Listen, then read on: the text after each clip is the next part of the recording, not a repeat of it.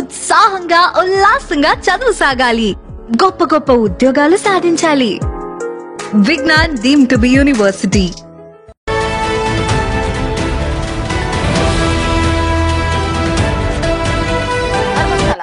ఇప్పుడు ఈ పేరు పలు వివాదాలకు తావిస్తోంది.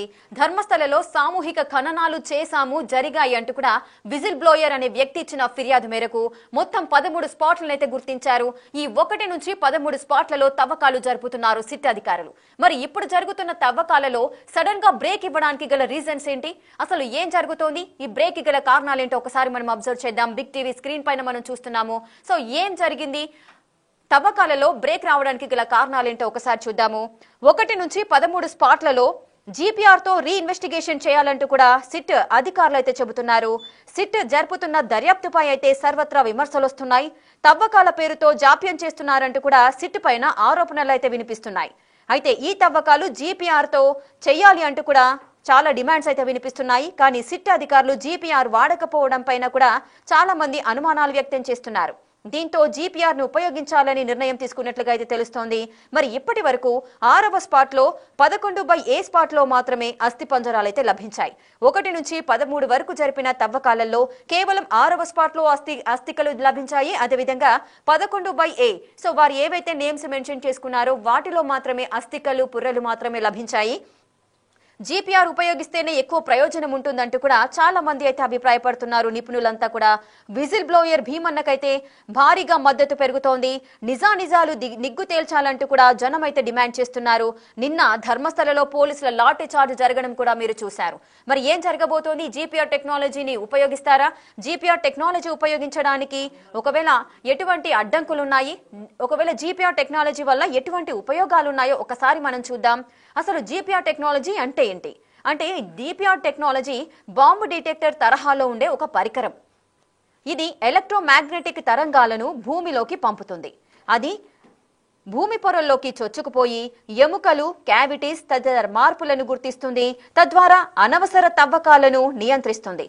అంటే భూమి లోపల పొరల్లో ఎక్కడ అస్థికలున్నాయి, ఎక్కడ ఎముకలున్నాయి, సో ఎక్కడ మనకు కావలసిన ఒకవేళ శవాలను ఎవరైతే పూడ్చిపెట్టాలో దానికి తగిన ఆధారాలు లభిస్తాయో ఆయా ప్రదేశాలను జీపీఆర్ సెన్సార్స్ గుర్తించడం వల్ల తవ్వకాలు అనేవి ఈజీగా ఉంటాయి. లేదు అంటే ఒకవేళ జీపీఆర్ ఉపయోగించకపోతే లేట్ అయ్యే ప్రమాదం ఉంటుంది. ప్రతి చోట మనం తవ్వకాలు చేయాల్సిన పరిస్థితి నెలకొంటుంది. దీనివల్ల శ్రమ కూడా వృధా అవుతుంది, రిజల్ట్స్ కూడా లేట్ గా వస్తాయి. సో దానివల్ల ఎంక్వైరీ స్పీడప్ చేసే ప్రాసెస్ లో జీపీఆర్ టెక్నాలజీ ఉపయోగించాలంటూ కూడా చాలా మంది డిమాండ్ చేస్తున్నారు. ఇప్పుడు సిట్ అధికారులు కూడా నిపుణులంతా కూడా జీపీఆర్ ను ఉపయోగించాలంటూ కూడా వారు కూడా అనుకుంటున్నారు. ఎముకలు, క్యావిటీస్ తదితర మార్పులనైతే జీపీఆర్ గుర్తిస్తుంది. తర్వాత అనవసర తవ్వకాలను కూడా నియంత్రిస్తుంది. అటు ఫోరెన్సిక్ నిపుణులు, ఆర్కియాలజీ వాళ్ళు ఈ సాంకేతికతను ఎక్కువగా వినియోగిస్తుంటారు. అయితే ఈ ధర్మస్థల కేసుకు ఇది ఎందుకు అవసరం అనే వాదనలోకి ఒకసారి వెళ్దాం. అసలు ఎందుకు అవసరం అనేది ఒకసారి చూద్దాం. ఈ కేసులో కీలకంగా ఉన్న పారిశుద్ధ మాజీ కార్మికుడు 13 పాయింట్లు అయితే చూపించాడు. రైట్, ఇందాక మనం చెప్పుకున్నాం కదా, 13 స్పాట్లను చూపించారు. వందలాది మంది యువతి లేదంటే చిన్న పిల్లల మృతదేహాలను మేము పూడ్చిపెట్టాను అంటూ కూడా ఎవరైతే విజిల్ బ్లోయర్ ఫిర్యాదు చేశారో ఆ మేరకు ఎక్కడెక్కడ పూడ్చాను అనే విషయాన్ని కూడా 13 ప్లేస్లను అంటే 13 స్పాట్లను ఆయన పోలీసులకు చూపించారు. ఆ 13 ప్లేస్లలో తవ్వకాలు అనేటివి అయితే జరుగుతున్నాయి. అవి 2014 కంటే ముందు ప్రాంతాలని ఆయన అయితే చెబుతున్నాడు. అంటే 2014 కంటే ముందు ప్రాంతాలు అప్పుడు ఆ విధంగా ఉండే, అప్పుడు పూడ్చాము అని చెప్పాడు. మరి అప్పటి నుంచి ఇప్పటి వరకు ఈ 10 ఏళ్ల కాలంలో అక్కడ చాలా మార్పులు అయితే సంభవిస్తాయి. అటు వర్షాలు పడుతుంటాయి, మట్టి కొట్టుకుపోవడం లాంటివి ఎన్నో పరిణామాలు చోటు చేసుకుంటాయి. దీంతో ఎక్కడ మానవ మృతదేహాలు ఖననం చేశారో కూడా గుర్తించడం చాలా కష్టమవుతుంది. సో అటువంటి నేపథ్యంలో ఈ ధర్మస్థల కేసులో జీపీఆర్ అనే వినియోగం ఇప్పుడు కీలకంగా మారిందనే అభిప్రాయం అయితే వ్యక్తమవుతోంది. ఈ డిమాండ్ పై ఇప్పుడు మాత్రము సిట్ అధికారులు మాత్రం జీపీఆర్ ఉపయోగించాలని అంటున్నారు. మరి జీపీఆర్ ఉపయోగం అనేది ఎంతవరకు సాధ్యమవుతుంది అనేది కూడా ఒకసారి చూద్దాం. అంటే జీపీఆర్ ఎందుకు ఉపయోగించాలి, జీపీఆర్ ఉపయోగిస్తే ఎంత ఖర్చు అవుతుంది. సో జీపీఆర్ ఉపయోగం అనేది కాస్త ఖర్చుతో కూడుకున్న వ్యవహారం. అంటే ప్రాథమికంగా ఒకసారి మనం చూద్దాము. జీపీఆర్ ఉపయోగించాలంటే సుమారు 10 నుంచి 15 లక్షల డబ్బులు అంటే 15 లక్షల ఖర్చు అవుతుంది. అదే అడ్వాన్స్డ్ వ్యవస్థలు లేదంటే అడ్వాన్స్డ్ సిస్టమ్ ఉపయోగించాలి అంటే 30 నుంచి 50 లక్షల మధ్య ఖర్చు అవుతుంది. సో అందుకోసమనే ఆలోచిస్తున్నారు అని కూడా అనుకోవచ్చు. ఇది చాలా ఖర్చుతో కూడుకున్న వ్యవహారము. ఒకవేళ నిజంగానే ఇంత ఖర్చు పెట్టి మనము జీపీఆర్ టెక్నాలజీ తీసుకొచ్చి మనం తవ్వకాలు జరిపినట్లయితే కావాల్సిన ఆధారాలు లభిస్తాయా లేదా అనేది కూడా తెలియాల్సిన పరిస్థితి ఉంది. అంత ఖర్చు పెట్టి ఒకవేళ తవ్వినా కూడా ఒకవేళ రిజల్ట్ అనేది పాజిటివ్ గా వస్తుందా నెగిటివ్ గా వస్తుందో తెలియదు. దీని వల్ల కూడా విమర్శలు వచ్చే అవకాశాలు ఉంటాయి. సో దీనికి సంబంధించి కూడా నిపుణులైతే ఆలోచిస్తున్నారు. జీపీఆర్ టెక్నాలజీ ఉపయోగిస్తే ఈ విధంగా 10 నుంచి 15 లక్షలు ఖర్చు అవుతుంది. ఒకవేళ అడ్వాన్స్డ్ సిస్టమ్ ఉపయోగిస్తే 30 to 50 lakhs మధ్యలో ఉండొచ్చు అని చెప్తున్నారు. ఒకవేళ ఈ జీపీఆర్ ని మామూలుగా మనం పర్చేస్ చేసి యూజ్ చేస్తే ఈ విధంగా ఖర్చు ఉంటుంది. ఒకవేళ అద్దె బేస్డ్ గా లేదంటే మనం టెంపరవరీగా కూడా మనం రెంట్ తీసుకొని ఒకవేళ వీటి సేవలను ఉపయోగించుకునే అవకాశాలు కూడా ఉన్నాయి. మరి దీనికి సంబంధించి ఒకవేళ ఈ సేవల్ని రెంట్ తీసుకొని ఒకవేళ ఉపయోగించాలి అని అనుకుంటే మాత్రం ఎవరైతే ఉపయోగిస్తారో ఆ నిపుణులకి ట్రైనింగ్ అనేది కూడా చాలా ఇంపార్టెంట్. సో ఇదంతా కూడా ఒక ఖర్చుతో కూడుకున్న వ్యవహారం కాబట్టి మరి జీపీఆర్ ఉపయోగిస్తారా లేదా అనే విషయం కూడా తెలియాల్సిన పరిస్థితి ఉంది. సో అసలు ఏం జరుగుతోంది, తవ్వకాలకు ప్రెసెంట్ బ్రేక్ ఇచ్చారా, మరి నిజంగానే బ్రేక్ ఇచ్చారా, మళ్ళీ ఎప్పుడు తవ్వకాలు స్టార్ట్ అవుతాయి, దీనికి సంబంధించిన పూర్తి డీటెయిల్స్ అందించడానికి మా ప్రతినిధి రామ్దాస్ సిద్ధంగా ఉన్నారు. ఆయనతో ఒకసారి మాట్లాడదాం. రైట్ రామ్దాస్, ఇక్కడ ధర్మస్థలలో 13 స్పాట్లు అయితే ఉన్నాయి. దాంట్లో ప్రజెంట్ అయితే తవ్వకాలు నిలిచిపోయాయని చెబుతున్నారు. బ్రేక్ పడినట్లే అని భావించవచ్చా, నిజంగానే డ్రాప్ అయ్యాయా తవ్వకాలు అనేవి? వాస్తవానికి ఇప్పటిదాకా జరిపిన తవ్వకాలకు సంబంధించి పెద్ద పురోగతి ఏం లేదు. దీని గురించి ఇప్పుడు సర్వత్రా ఒక చర్చ. ఎందుకంటే ఈ 13 నుంచి 15 స్పాట్ల వరకు జరిపిన తవ్వకాలకు సంబంధించి పెద్దగా ఎక్కడ అంటే కేవలం ఒక 6వ స్పాట్ లో కొన్ని ఎముకలు లభించాయి. తర్వాత 11వ స్పాట్ లో 11కు అదనంగా 11A అడిషనల్ ఈ స్పాట్ లో మాత్రమే కొన్ని ఒక పుర్రే అలాగే మిగతా కొన్ని ఆనవాళ్ళు దొరికాయి. సో దీనికి సంబంధించి పెద్దగా పురోగతి లేకపోవడంతో మొదటి నుంచి కూడా గ్రౌండ్ పెనిట్రేటింగ్ రాడార్ అనేది యూజ్ చేసి ఇన్వెస్టిగేషన్ చేయాలని చాలా మంది అడుగుతున్నారు. వాస్తవంగా ఇది మనకు జీపీఆర్ అనేది మనకు చాలా మందికి తెలిసిన అంశం. ఎందుకంటే మనం ఈ శ్రీశైలం ఎడవగట్టు కాలువలో కొంతమంది కార్మికులు చిక్కున్నప్పుడు మనం ఈ టెక్నాలజీ గురించి చాలా మంది తెలిసి ఉంటుంది. ఎందుకంటే అది ఎలక్ట్రోమాగ్నెటిక్ వేవ్స్ ని అది అంటే మట్టి కానీ బురద కానీ లేదా ఇతరత్ర నీళ్లలో కానీ ఎలాంటి అవశేషాలన్నా మానవులకు సంబంధించి కానీ రక్తం కానీ ఇతరత్ర అంటే బోన్స్ కానీ ఇట్లాంటి వాటిని అవి సంగ్రహిస్తుంది. ఆ తరంగాల ద్వారా గ్రహించి అది తిరిగి మళ్ళీ ఒక సిగ్నల్ ద్వారా సమాచారాన్ని అందించే పరిస్థితి ఉంటుంది. సో ఆ రకంగా ఈ జీపీఆర్ ను వాడి మళ్ళీ రీఇన్వెస్టిగేషన్ చేయాలంటే మొదటి నుంచి కూడా విమర్శలు వస్తున్నాయి. ఈ నేపథ్యంలో ఇవాళ కర్ణాటక హోంమంత్రి పరమేశ్వర కూడా స్పందించారు. ఈ అంశంపై అధికారికంగా ఆయన స్పందించారు. కేవలం ఎక్కడ ఏమీ దొరకలేదు, ఒక అస్థి పంజరము కొన్ని ఎముకలు ఒక పుర్రె మాత్రమే దొరికింది, అది కూడా ఒక మగవాడిదిగా భావిస్తున్నాం అన్నట్టుగా అని చెప్పారు. సో ఇప్పటి వరకు ఇది ఈ కేసుకు సంబంధించి ధర్మస్థల తవ్వకాలు చాలా సీరియస్ గా 9 రోజులుగా సాగుతున్న తవ్వకాల్లో ఎలాంటి పురోగతి లేదు. ఈ వస్తున్నటువంటి అంశాలు ఇక్కడ ఫలాని చోట 3 ఉన్నాయి, ఫలాని చోట 2 బయటపడ్డాయి కూడా ఒక మంజునాథ్ అనే ఒక అడ్వకేట్ ఇస్తున్న లీకులు మాత్రమే. అవి ఇక్కడ స్పష్టంగా సిట్ అధికారులు కానీ లేదా కర్ణాటక ప్రభుత్వం కానీ అధికారికంగా ధృవీకరించి ప్రకటించిన సందర్భాలు కూడా లేదు. సో ఈ నేపథ్యంలో మరి సర్వత్రా విమర్శలు అయితే వెల్లువెత్తున్నాయి. ఆ విజిల్ బ్లోయర్ గా మారిన భీమన్న చెప్తున్న అంశాల ప్రకారం సిట్ అధికారులు నిజంగా చాలా దర్యాప్తు సీరియస్ గా చేస్తున్నారా, ఇన్వెస్టిగేషన్ అనేది ఏ రకంగా కొనసాగుతుందని చాలా మందిలో అనుమానాలు వెల్లువెత్తున్న నేపథ్యంలో ప్రస్తుతానికైతే ఇక్కడ నుంచి ఇక టెక్నాలజీని వాడి అంటే సాంకేతిక పరిజ్ఞానాన్ని ఉపయోగించి ఈ జీపీఆర్ టెక్నాలజీ ఏదైతే ఉందో దాన్ని ఉపయోగించి తవ్వకాలు జరపాలని ప్రభుత్వం నిర్ణయించినట్టుగా తెలుస్తుంది. సిట్టు బృందం కూడా అదే చెప్తున్నారు. దాంతో పాటు ఇక్కడ సిట్టు ప్రణబ్ మహంతి కావచ్చు, దయామ లాంటి అధికారులు కావచ్చు, అచేతన్ లాంటి అధికారులు కావచ్చు, వాళ్ళు కూడా ఇదే డిసైడ్ అయినట్టుగా తెలుస్తుంది. అలాగే అంటే మొదటి నుంచి కూడా ఆయన చెప్తున్న ఆధారాలను బట్టి ఆయన ఎక్కడ చెప్తే అక్కడ తవ్వుతున్నారు, కానీ అవశేషాలు మాత్రం దొరకని పరిస్థితి. సో ఏదేమైనా అంటే ఇంకా 15 కాదు, ఇంకా అలాంటివి ఇంకా డబ్బులు ఉన్నాయి. దాదాపుగా 30 పాయింట్లు ఉన్నాయి. అయితే నేత్రావతి నది ఒడ్డు పక్కన ఉన్నటువంటి పాయింట్లలో ఇవన్నీ మెల్ట్ అయి ఉంటాయా లేదా కొట్టుకుపోయి ఉంటాయా, ఎందుకంటే దశాబ్దాలు గడిచాయి కాబట్టి. సో వాటికి సంబంధించిన జాడ సరైన స్థాయిలో లభ్యం కాని నేపథ్యంలో మరి మళ్ళీ తవ్వకాలు అయితే జరపాలి. బట్ ఇది ఈసారి టెక్నాలజీని వాడి జరపాలనేది నిర్ణయించినట్టుగా తెలుస్తుంది. ప్రస్తుతానికైతే ఈ తవ్వకాలకు బ్రేక్ పడితే మనం భావించాల్సి ఉంటుంది.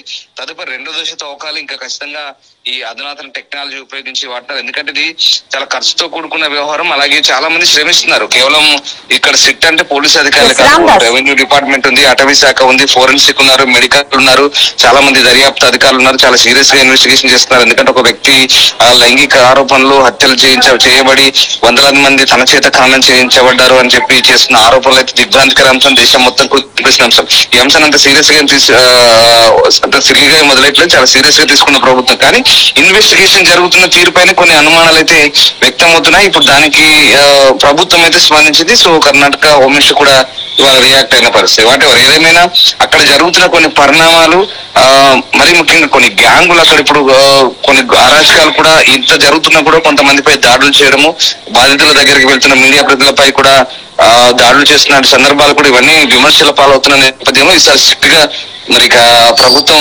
టెక్నాలజీని వాడి ఈ తవ్వకాలను మళ్ళీ చేస్తుందా, మళ్ళీ 1 నుంచి 15 వరకు చేస్తారా, లేదా కంప్లీట్ గా ఒక పీరియాడికల్ గా కంప్లీట్ గా ఒక స్టెప్ అంటే మళ్ళీ 1 నుంచి ఆయన చెప్పిన పర్లేదు 30 కావచ్చు, ఇంకెన్నైనా కావచ్చు, ఇంకా ఎన్ని రోజుల పాటు మళ్ళీ తవ్వకాలు చేస్తారు, ఇన్వెస్టిగేషన్ ఎన్ని రోజుల పాటు జరుగుతుందని మాత్రం చూడాలి. మరి అధికారులకు ఇంకా స్పష్టమైన ప్రకటన చేయలేదు. ప్రస్తుతానికి ఈ బెల్తంగడి, మంగళూరు ప్రాంతంలో సిట్ ఏర్పాటు చేసి కార్యాలయాలు ఏర్పాటు చేసి అక్కడ ఉన్నటువంటి ఇన్ఫర్మేషన్ అంతా సేకరించే పనిలో ఉన్నారు. కానీ సరైన పురోగతి లేదు.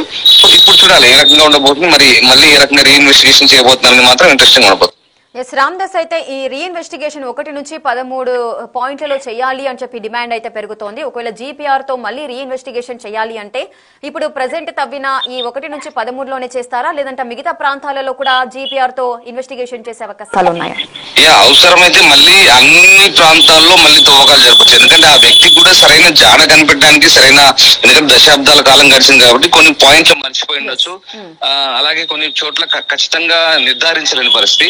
సో అలాంటి చోట నాకు ఇక్కడ ఐడియా ఉంది, నేను ఇక్కడ పెట్టాను, ఇక్కడ పాతి పెట్టాను, లేదంటే ఖననం చేస్తానని చెప్పుకుంటూ వెళ్తున్న చోట. ఎందుకంటే మనం ఫర్ ఎగ్జాంపుల్ ఒక 11 సైట్ ఉంది, 11 దగ్గర నుంచి ఆ కొండపైకి ఎక్కుతున్న ప్రాంతంలో కొంత మళ్ళీ సైడ్ అయిపోయి అడిషనల్ గా 11A అనే పాయింట్ ని క్రియేట్ చేశారు అక్కడ. అటు నుంచి అలా అంటే ఆయన ఎక్కడెక్కడ ఐడియా వస్తుందో అక్కడక్కడ తవ్వుకుంటూ వెళ్ళిపోతున్నారు. వాళ్ళు అడవులు గానీ కొండలు గానీ ఎక్కడ లెక్క చేయట్లేదు. వాళ్ళు కూడా తీవ్రంగానే శ్రమిస్తున్నారు. కానీ ఆశించిన స్థాయిలో దర్యాప్తు జరగట్లేదు అనేది కొంత విమర్శలు అయితే వెల్లువెత్తున్నాయి. సో మళ్ళీ మొదటి నుంచి అవసరమైతే మళ్ళీ మొదటి నుంచి చేసే ఛాన్స్ కూడా ఉంది. అండ్ అలాగే మోరోవర్ ఎక్స్ట్రా పాయింట్స్ కూడా అవసరమైతే నేత్రావతి నది ఒడ్డుతో పాటు ఈ హైవే పక్కన, అలాగే ఆ కొండ ప్రాంతాల్లో ఎక్కడెక్కడ తనకు డౌట్ ఉందో అక్కడక్కడ ఖచ్చితంగా చేసి తీరాల్సిందంటూ ఆయన న్యాయవాది పట్టుబడుతున్నారు. భీమను సంబంధించినటువంటి న్యాయవాది, అలాగే మ్యాజిస్ట్రేట్ కి ఇచ్చిన వాంగ్మూలంలో మెజిస్ట్రేరియల్ ఎంక్వైరీ కూడా ఆ రకంగానే ఆదేశించారు. దాంతో పాటు సుజాత భట్, అనన్య భట్ తల్లి సుజాత భట్ అడ్వకేట్ మంజునాథ్ కూడా ఆయన కూడా అదే డిమాండ్ చేస్తున్నారు. సో మానవ హక్కుల న్యాయవాదులు కూడా అదే డిమాండ్ చేస్తున్నారు. సో ఈ నేపథ్యంలో మనం మళ్ళీ మొత్తం రీఇన్వెస్టిగేషన్ చేసే అవకాశాలు చాలా ఎక్కువగా కనిపిస్తున్నాయి. ఎస్ రామ్దాస్, అయితే ఇప్పుడు జీపీఆర్ ఉపయోగించాలి అంటే ఏదైనా పర్మిషన్స్ సెపరేట్ గా పర్మిషన్స్ తీసుకునే అవకాశాలు ఉంటాయా? ఏ విధంగా ఎలాంటి ప్రొసీజర్ ఉంటుంది? ఖచ్చితంగా ఈ గ్రౌండ్ పెనిట్రేటింగ్ రాడార్ అనేది it's like A bomb detector అనొచ్చు మనం. ఎందుకంటే ఈ ఎలక్ట్రోమాగ్నెటిక్ వేవ్స్ ద్వారా వాటిని కనిపెట్టే ఛాన్స్ ఉంది. మనం ఫర్ ఎగ్జాంపుల్ ఇక్కడ మనం శ్రీశైలం లెఫ్ట్ బ్యాంక్ కెనాల్ సంబంధించి ఇన్వెస్టిగేషన్ చేసినప్పుడు ఒక చిన్న పైప్ లాంటి అంశం, ఎందుకంటే అప్పుడు కంప్లీట్ గా కూరుకుపోయింది. ఆ పైప్ లాంటి దాంట్లో కెమెరాలు పెట్టి వీటిని ఈ జీపీఆర్ ని పంపించి దాని ద్వారా వచ్చేటువంటి వేవ్స్ ఏవైతే ఉన్నాయో వాటి ద్వారా కనిపెట్టిన పరిస్థితి చూసాం. సో ఇది బురదలో కానీ మట్టిలో కానీ ఇతరత్ర ఏదైనా అవశేషాలు ఉన్నప్పుడు బయట తీసే పరిస్థితి. దీని ఖచ్చితంగా దీనికి అంటే ఇక్కడ మనకు ఫోరెన్సిక్ కావచ్చు, మిగతా డిపార్ట్మెంట్స్ అన్ని కూడా అదే చెప్తున్నాయి. స్పష్టమైనటువంటి నిర్ధారిత ఒక ఆధారాలు అయితే మనకు దొరకవచ్చు, దానికి సంబంధించిన ఎవిడెన్స్ అయితే రావచ్చు. సో దానికి సంబంధించి ఇప్పుడు హోం మంత్రిత్వ శాఖ అయితే ఖచ్చితంగా అనుమతించినట్టే మనకు అర్థమవుతుంది కర్ణాటకలో. అలాగే ప్రభుత్వం నిర్ణయించింది, ప్రభుత్వం దీనికి పూర్తి స్థాయి అనుమతించినట్టు తెలుసు. It's an high level investigation అనుకోవచ్చు. సో జీపీఆర్ ద్వారా ఇన్వెస్టిగేషన్ చేయమని చాలా అరుదు, చాలా తక్కువ కేసుల్లో ఉంటుంది, చాలా రేర్ కేసెస్ లో ఉంటుంది. మరి ఇదొకటిగానే మనం భావించాల్సి వస్తుంది. ఎందుకంటే చాలా క్లిష్టమైన పరిస్థితుల్లో మాత్రమే దాన్ని యూజ్ చేస్తారు, అది ఖర్చుతో కూడుకున్న పని కూడా. సో ఈ అధునాతన టెక్నాలజీని ఉపయోగించి చేయాల్సిన అంశాన్ని చాలా అరుదుగా, అంటే అన్ని కేసుల్లో వాడరు, అవసరమైన చోట వాడతారు. బట్ ఇది చాలా ప్రెస్టీజియస్ గా తీసుకున్నారు కాబట్టి సిట్ దీనికి ప్రభుత్వం నుంచి పర్మిషన్ తీసుకుని దీని ద్వారా ఇప్పుడు మళ్ళీ ఆ తవ్వకాలనే జరపబోతుంది. దీని ద్వారా శోధించి ఖచ్చితంగా అంటే ఇప్పుడు ఈ అన్ని డిపార్ట్మెంట్లకు ఫోరెన్సిక్ కానీ ఆర్కియాలజీ కానీ మిగతా అన్ని డిపార్ట్మెంట్లకు కూడా క్లియర్ ఎవిడెన్సెస్ కోసమే దీన్ని వాడాలనేది నిర్ణయించినట్టుగా తెలుస్తుంది. Right, thank you Ramdas, thanks for the details. Right, చూస్తున్నారు కదా, ధర్మస్థలలో తవ్వకాలకైతే బ్రేక్ పడింది. జీపీఆర్ టెక్నాలజీని ఉపయోగించాలంటూ కూడా సిట్ అయితే నిర్ణయించినట్లుగా సమాచారం అయితే ఉంది. అయితే మళ్ళీ 1 నుంచి 13 స్పాట్లలో ఈ జీపీఆర్ తో రీఇన్వెస్టిగేషన్ చేయాలంటూ కూడా నిర్ణయించారు. ఎందుకంటే 1 నుంచి 13 స్పాట్లలో తవ్వకాలు జరిపినప్పుడు కేవలం 6వ స్పాట్, అదేవిధంగా 11/A, సో వాళ్ళు నామకరణం చేసుకున్నారు 11/A అండ్ 6 అని. సో ఈ 2 స్పాట్లలో మాత్రమే అస్థి పంజరాలు లభించాయి. మిగతా స్పాట్లలో మాత్రము ఎటువంటి ఆనవాళ్లు కూడా లభించలేదు. మరి దీనికి సంబంధించి ఇంత టైం లేట్ చేయడం ఎందుకు, లేదా టైం వేస్ట్ చేయడం ఎందుకు అని జీపీఆర్ అయితే ఖచ్చితమైన నిర్ధారణ పరీక్షలు, దానికి సంబంధించిన రిజల్ట్స్ అయితే వస్తాయి. కాబట్టి జీపీఆర్ టెక్నాలజీని, ఒక హై లెవెల్ జీపీఆర్ టెక్నాలజీని ఉపయోగిస్తే ఖచ్చితమైన రిజల్ట్స్ అనేవి వస్తాయి. టైం వేస్ట్ అవ్వకుండా విత్ ఇన్ షార్ట్ పీరియడ్ లో మనం రిజల్ట్స్ ని తీసుకురావచ్చు. కేసు అనేది దర్యాప్తు వేగంగా జరుగుతుంది అని సిట్ అధికారులు అయితే నిర్ణయించారు. ఈ సిట్ దర్యాప్తు జరుపుతున్న తీరుపై అయితే చాలా వరకు అయితే విమర్శలు వస్తున్నాయి. సో తవ్వకాల పేరుతో జాప్యం చేస్తున్నారంటూ కూడా పలువురు ఆరోపిస్తున్నారు. సో జీపీఆర్ వాడకపోవడం పైన కూడా అనుమానాలు వస్తున్నాయి. సో ఈ విధంగా ఇటువంటి సంఘటనలు జరుగుతున్న నేపథ్యంలో ఇప్పుడు సిట్ అధికారులు మాత్రం జీపీఆర్ టెక్నాలజీని యూజ్ చేయాలి అని నిర్ణయించారు. మరి ఎప్పటి నుంచి యూజ్ చేస్తారు, ఏం జరగబోతోంది, మళ్ళీ 1 నుంచి 13 వరకు రీఇన్వెస్టిగేషన్ జీపీఆర్ తో చేయాలని నిర్ణయించారు. ఎటువంటి ఆధారాలు బయటకు వస్తాయో వేచి చూడాలి.